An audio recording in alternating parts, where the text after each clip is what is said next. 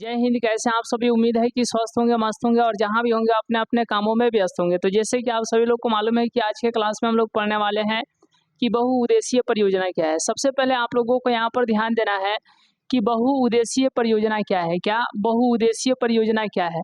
तो देखिए, ऐसी परियोजना या ऐसी योजना जिससे एक साथ जो है जिससे एक साथ जो है अनेक उद्देश्यों की पूर्ति की जाए। ऐसी परियोजनाएं जिसके द्वारा एक साथ कई उद्देश्यों की पूर्ति की जाए उसे बहुउद्देशीय परियोजना कहा जाता है। ऐसी परियोजना जिसके द्वारा या जिससे ऐसी परियोजना जिसके द्वारा या जिससे एक साथ कई उद्देश्यों की पूर्ति की जाए उसे बहुउद्देशीय परियोजना कहा जाता है। उसे बहुउद्देशीय परियोजना कहा जाता है। अब आपको यहाँ पर ध्यान देना है कि बहुउद्देशीय परियोजना से देखिए, सबसे पहले कि इससे फायदे क्या हैं। बहुउद्देशीय परियोजना इसमें जो है जैसे नदी घाटी पर मुख्य रूप से अगर हम लोग बात करें बहुउद्देशीय परियोजना की, तो याद रखिएगा बहुउद्देशीय परियोजना जो है मुख्य रूप से नदी पर जो है बांध बना करके जो है आवश्यकताओं की पूर्ति करना था। जैसे अगर हम लोग बात करें तो यहाँ पर सबसे पहले बहुउद्देशीय परियोजना के द्वारा जो है बाढ़ नियंत्रण यानी नदी पर जो है बांध बना करके बाढ़ जो है उसको नियंत्रित किया जा सकता है। अब जब नियंत्रित किया जाएगा तो बाढ़ नहीं होगा तो मृदा जो है एक जगह से दूसरे जगह नहीं जाएंगे, यानी मृदा अपरदन पर रोक लग जाएगी इस योजना से। बहुउद्देशीय परियोजना यानी कि बांध बना करके, तो याद रखिएगा बाढ़ का नियंत्रण हो जाएगा, मिट्टी अपरदन पर रोक लग जाएगा, पेय एवं सिंचाई हेतु जलापूर्ति यानी कि पीने के लिए जल और सिंचाई करने के लिए जल की जो है पूर्ति बनी रहेगी। आगे हम लोग बात करें तो विद्युत उत्पादन होंगे, है कि नहीं, उद्योगों के जलापूर्ति होती रहेगी। परिवहन जैसे कि हम लोग जानते हैं कि परिवहन पहले तो क्या था, पहले जब इतना सारे बहुत गाड़ी वगैरह नहीं थे तो पहले जल परिवहन ही सबसे ज़्यादा जो है उचित माना जाता था। नाव वगैरह ये सब, ठीक है, जहाज वगैरह पानी वाला। तो परिवहन मनोरंजन के लिए जो है वहाँ पर जल में जो है अनेकों प्रकार के जैसे बोट वोट चलाए जा सकते हैं, है कि नहीं, स्विमिंग पूल वगैरह ये सब। और आगे हम लोग बात करें मत्स्य पालन यानी कि बांध करके कुछ अलग एरिया में जो है वहाँ पर मछली वगैरह को पाला जा सकता है। आगे हम लोग बात करें कि शहरीकरण, भवन निर्माण, रेल मार्ग तथा सड़क पक्कीकरण। सड़क तो बहुत प्रकार के होते हैं, कच्ची सड़क भी होती है और पक्की सड़क भी होती है। तो यहाँ पर हम लोग बेसिकली बात करेंगे, यानी कि याद रखिएगा यहाँ पर हम लोग क्या बात करने वाले हैं, यहाँ पर हम लोग बात करने वाले हैं तो पक्की सड़क है कि तो जितने भी इतना सारा जो शहरीकरण हो रहा है दिन प्रतिदिन जो है शहरीकरण बढ़ रहा है, भवन का निर्माण जो है धुआंधार तरीके से बहुत ही तीव्र गति से हो रही है। वहीं अगर हम लोग आगे बात करें रेल मार्ग की अगर हम लोग बात करें तो रेल मार्ग का भी वैसा ही जो है काम जो है तीव्र गति से चल रहा है, तथा सड़क पक्कीकरण ये सभी जो है भूमि जल पुनर्पूर्ति के लिए बाधक तत्व है।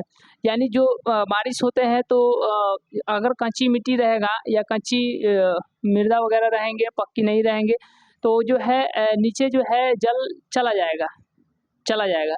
लेकिन जब पक्की हो जाएंगी, इतना सारा जो है सड़क वगैरह पक्की हो जाएंगे, चारों तरफ जो है शहरीकरण हो जाएगा, मतलब कि हर घर के सामने या घर में खुद जहाँ पर घर बनता है वहाँ पर तो प्लास्टर कर दिए जाते हैं, तो वो भी तो पक्का हो जाता है। साथ ही साथ आसपास के एरिया यानी सड़क वगैरह भी क्या हो जाते हैं, पक्की कर दिए जाते हैं, जिसके कारण जो है जल नीचे नहीं जा पाएगा, है कि नहीं।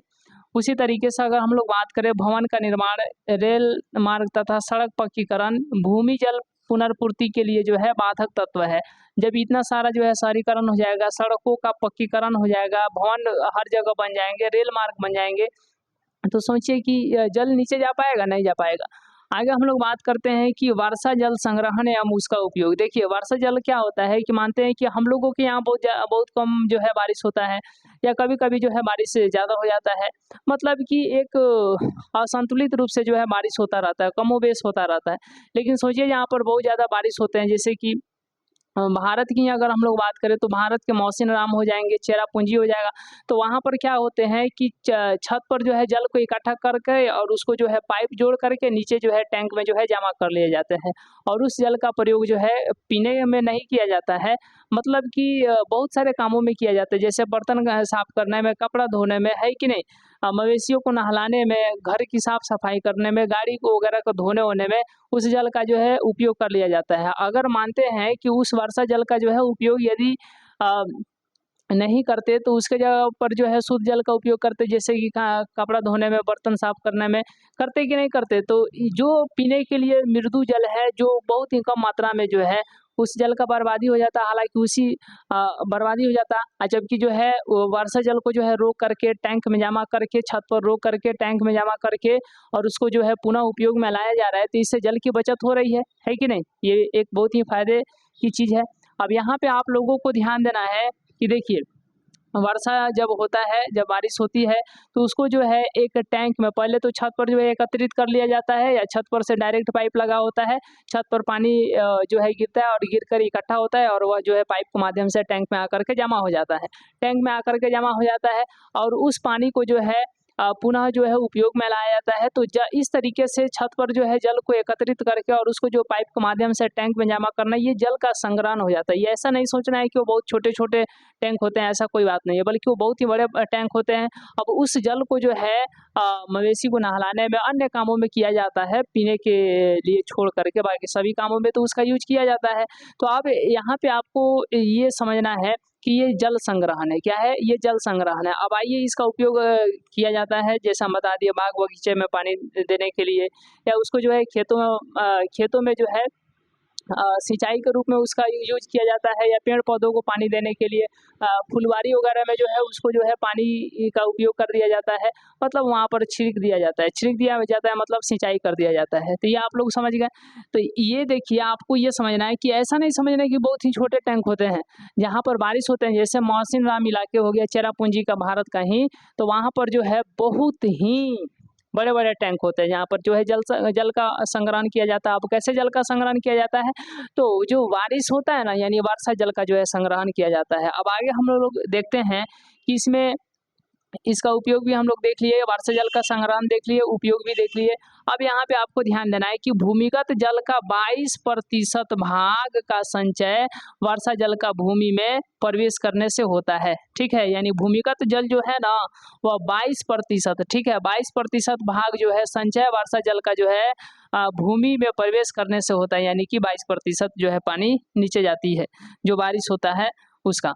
अब यहाँ पर हम लोग बात करते हैं कि मेघालय में स्थित, यहाँ पर हम अभी आपको हम बताए हैं कि मेघालय में स्थित चेरापूंजी एवं मासिन राम, ठीक है, मासिन राम में सबसे ज़्यादा बारिश होती है और चेरापूंजी में। तो याद रखना है कि मेघालय में स्थित है चेरापूंजी और मासिन राम। अब यहाँ पर आपको ध्यान देना है कि चेरापूंजी एवं मासिन राम में विश्व की सर्वाधिक वर्षा होती है, यानी सबसे ज़्यादा अगर विश्व में कहीं पर वर्षा होती है तो भारत के मासिन राम में और चेरापूंजी में।